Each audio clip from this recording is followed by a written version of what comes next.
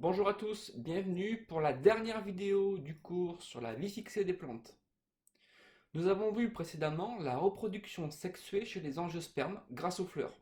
Les graines pollen des étamines sont déplacées lors de la pollinisation croisée par des insectes ou par le vent, et ils vont se déposer sur le pistil d'une autre fleur. Il y aura ensuite la fécondation des gamètes qui va permettre la formation du fruit qui contient une graine. N'oubliez pas une chose, c'est que les végétaux ont la capacité à coloniser de nouveaux milieux et à les envahir. Il faut donc que leurs fruits et leurs graines qui contiennent les futures plantes se déplacent loin de la plante mère. Ce déplacement s'appelle la dispersion des fruits et des graines. Alors comment les fruits et les graines sont-ils dispersés? Eh bien c'est l'objet de cette dernière vidéo dans laquelle vous allez observer quelques exemples de végétaux pour voir comment ils sont dispersés. Ces images sont extraites d'un reportage qui a été diffusé sur Arte il y a quelques années, donc les images ne sont pas de bonne qualité. Dans votre cours, je vous invite à prendre des notes sur ces modes de dispersion et on se retrouve juste après.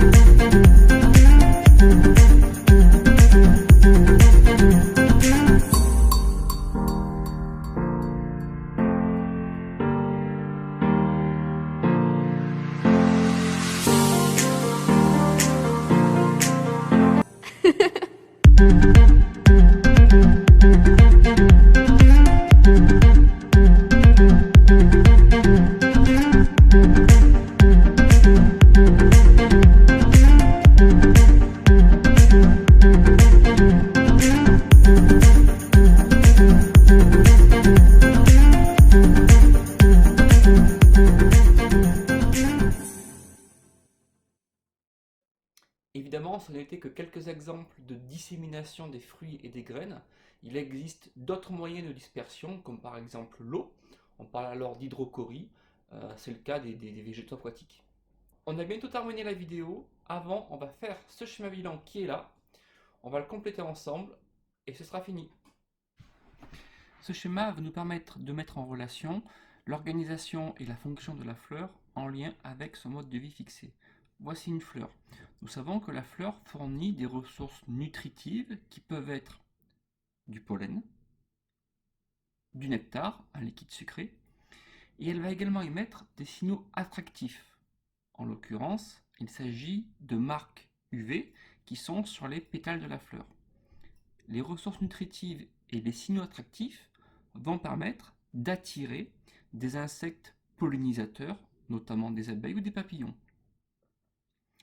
L'étape suivante va donc être l'arrivée d'un insecte pollinisateur qui va déposer sur le pistil d'une fleur du pollen d'une autre fleur d'un individu de la même espèce.